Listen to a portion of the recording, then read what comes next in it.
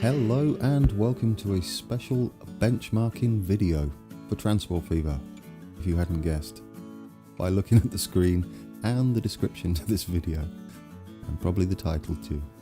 Today we're going to be setting a baseline benchmark ready for post-patch, where I'll be making another video comparing the two. If you're new to my channel, welcome aboard. Right, so I'm going to be keeping this intro short, but if you wish to run your own benchmark, I will leave links to my game config file, save game and system specs in the description below. And with that, we need to take a look at what settings we'll be running. There's the benchmark file you'll be able to download, but let's go to settings. And there we have it, 1920 by 1080. Everything's on max, basically, so that's it. Just throw everything up to max if you want to run your own benchmark. Right, final note before we get into the benchmark. I've disabled VSync via NVIDIA control panel, as we don't want any kind of frame limiting when we're benchmarking. Okay, it is time for me to be quiet. Let's do this.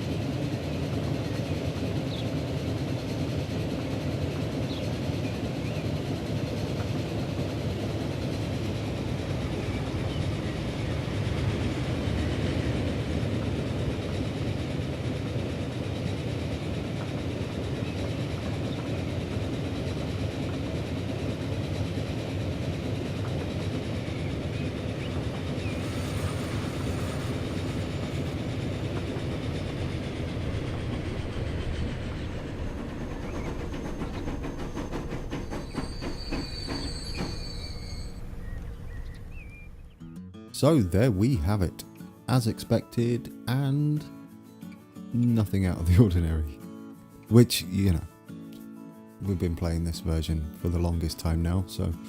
However, the key figures that we are going to be focusing on are the 1% lows and average FPS, so the yellow bar and the blue bar. I mean, you may be thinking 59.5 FPS isn't a bad average, and I'll have to agree.